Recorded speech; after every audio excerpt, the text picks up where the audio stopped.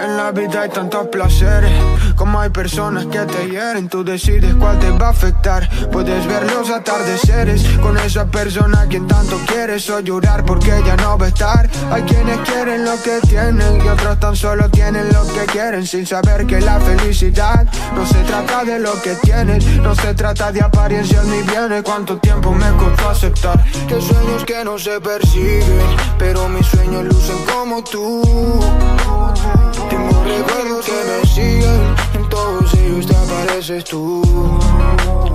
Que hay sueños que no se persiguen, pero mis sueños lucen como tú.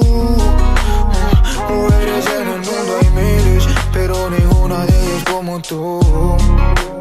Sé que lo que te hace falta en las redes lo aparenta. Por cada seguidor que tengo tú tienes 40. Pero cuando te sientes sola nadie se da cuenta, porque escondes todo lo que sientes detrás de una cuenta. Cuéntame cuántas sonrisas dejaste en el olvido por concentrarte en lo que la gente piense de ti.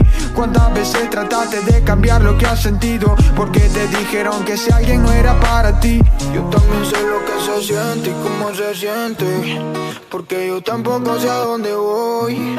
Si nos perdemos entre tanta gente, no estarás sola, estaremos los dos, riendo como niños pues de los 20. No me imagino una vida mejor. Hagamos nuestra historia pa' que la cuenten cuando ya no podamos estar los dos.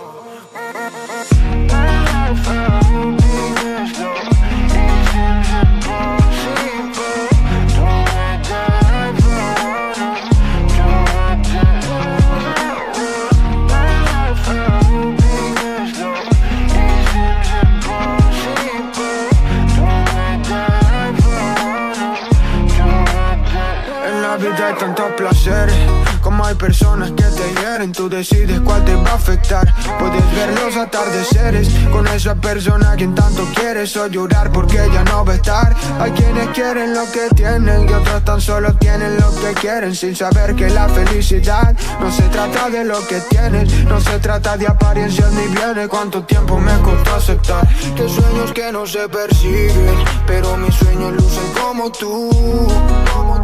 Tengo recuerdos que me siguen, en todos ellos te apareces tú. Que hay sueños que no se persiguen, pero mis sueños lucen como tú. Mujeres en el mundo hay miles, pero ninguna de ellas como tú.